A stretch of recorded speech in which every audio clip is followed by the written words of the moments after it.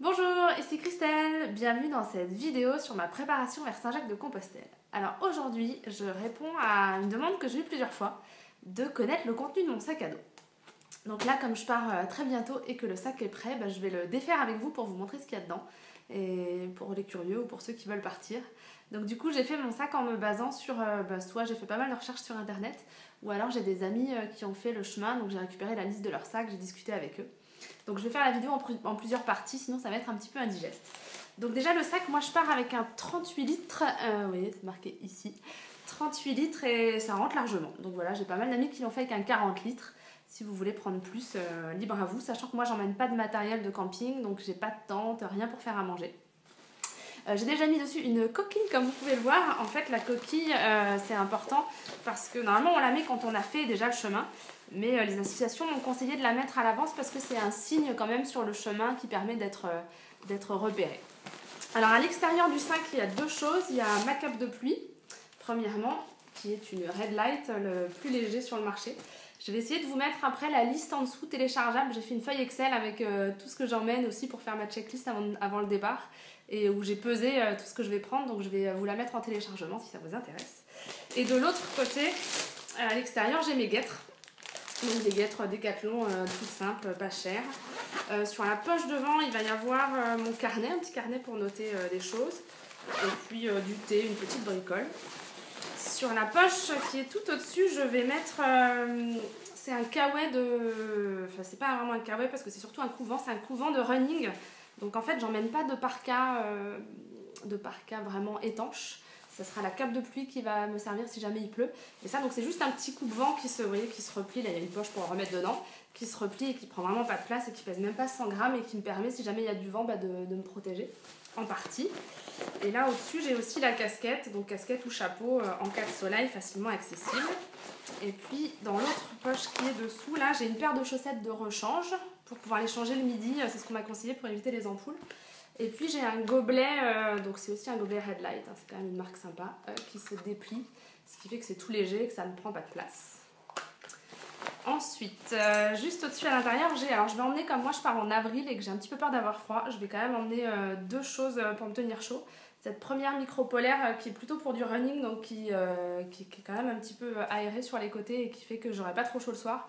Du coup je voulais pas, mais je vais prendre une deuxième polaire, donc ça c'est du Décathlon tout simple, pour pouvoir me protéger du froid parce que j'ai peur, pas en marchant mais le soir, d'avoir un petit peu froid.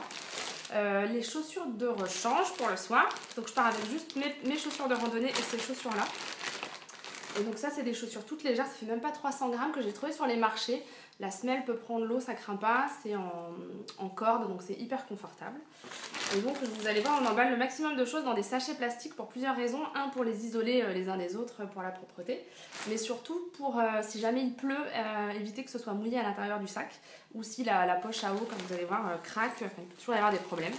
Donc justement, en parlant de poche à eau, elle est là, j'ai une Camelback qui fait 2 litres et que je vais remplir à maximum à 1 litre parce que pour une question de poids, plus ça va être compliqué. Ensuite, en termes de vêtements, donc j'amène 2 pantalons.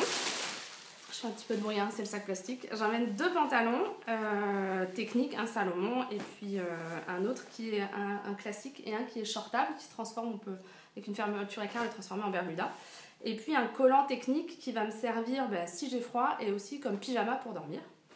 Et ensuite j'emmène 3 t-shirts, donc une chemise, alors là le blanc c'est pas la couleur idéale, mais c'est une chemise de randonnée que j'avais achetée il y a 2 ans quand je voulais faire Saint-Jacques, donc c'est symbolique, du coup elle fera au moins les premiers kilomètres et puis on verra après si je m'en débarrasse. Donc j'emmène 2 manches longues et 1 manche courte. Et sur les t-shirts, donc là j'ai investi, c'est un choix personnel, j'ai acheté une marque qui s'appelle Icebreaker, je vais vous mettre le nom dans les commentaires, et qui est juste fantastique. En fait c'est 100% laine, c'est du mouton de Nouvelle-Zélande. Et ça a la propriété déjà en thermique, ça permet de tenir chaud quand il fait froid et de ne pas avoir trop chaud quand il fait chaud. Ensuite c'est antibactérien, anti-UV et surtout ce qui est fantastique c'est que c'est une matière qui ne garde pas les odeurs. Donc typiquement vous pouvez le mettre pendant une semaine, je l'ai testé en allant randonner tous les jours, vous le mettez pendant une semaine et ça ne sent rien du tout, pas la transpiration, rien. Et donc ça, le but c'est pas de pas se laver ou de pas faire sa lessive, mais si jamais le temps est vraiment mauvais, il vaut mieux avoir des choses qui sont un petit peu sales mais qui sont sèches que d'avoir des t-shirts ou des affaires qui sont humides même si elles sont propres. Donc ça permet quand même de gagner des choses intéressantes. Voilà, ensuite j'ai là un petit sac avec, j'emmène 3 sous-vêtements, et donc 3 paires de chaussettes et 3 sous-vêtements dans le change. Je vais pas vous les montrer. Et puis je ferai une autre vidéo du coup pour vous montrer, ça c'est la pharmacie, qui est donc dans un sac congélation. Et ça, il y a un autre sac congélation pour la toilette, avec la serviette, le savon, mais je vais du coup faire une deuxième vidéo pour vous détailler tout ça. Et au fond du sac, on trouve le sac de soie, aussi appelé sac à viande. Il paraît que ça vient de cette expression que je trouve horrible, elle date de l'armée où les mecs dormaient tout nus là-dedans, donc sac à viande. Mais bon, sac de soie, c'est beaucoup plus joli. Qui se glisse donc à l'intérieur du sac de couchage que j'ai mis tout au fond du sac à dos. Et qui est un petit peu lourd, mais comme je suis frileuse, j'ai quand même fait le choix d'avoir un sac de couchage qui soit assez épais. Et voilà, le tout étant dans un grand sac poubelle à l'intérieur du sac à dos pour protéger encore une fois de l'humidité, de la pluie, si jamais la poche à eau craque. Et voilà, on a fait le tour. Ça, c'était la première partie. Je vous fais une deuxième vidéo avec tout le détail de la trousse de toilette et de la pharmacie pour éviter que ça dure trop longtemps. Merci d'avoir regardé cette vidéo. À bientôt!